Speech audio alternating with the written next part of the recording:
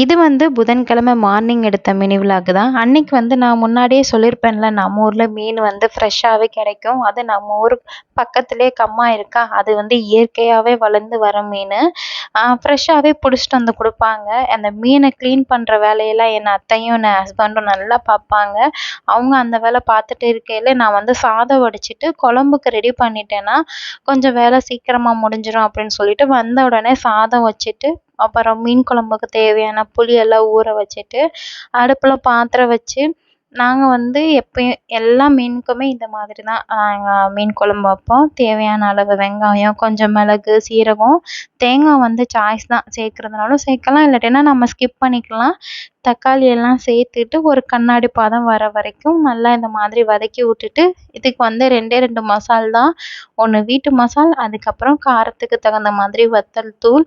மீன் குழம்புக்கு வந்து அந்த புளிப்பு, உரப்பு, உப்பு 3 கரெக்டா இருந்தாலே டேஸ்ட்டு சூப்பரா இருக்கும். நான் அடிக்கடி இந்த மாதிரி தான் பண்ணுவேன். எல்லாம் வதக்கி ரெடி பண்ணிட்டு இருக்கையிலே மீன் எல்லாம் கொண்டு வந்துட்டாங்க. பொரிக்கிறதுக்கு தனியா, குழம்புக்கு தனியா எடுத்து வச்சுட்டு, புளி கரைச்சிட்டு நம்ம அரைச்ச பேஸ்ட்டும் சேர்த்து தாளிச்சிட்டோம்னா, குழம்பு கொதி வந்துட்டு அதுக்கப்புறம் மீன் சேர்த்துட்டோம்னா, மீன் குழம்பு ரெடி. புதன்கிழமை மார்னிங் பிரேக்ஃபாஸ்ட் வந்து நம்ம வீட்ல இந்த மாதிரி தான் இருந்தது. ஓகே ஃப்ரெண்ட்ஸ், பாய். இன்னொரு வீடியோல பார்க்கலாம். Thank you.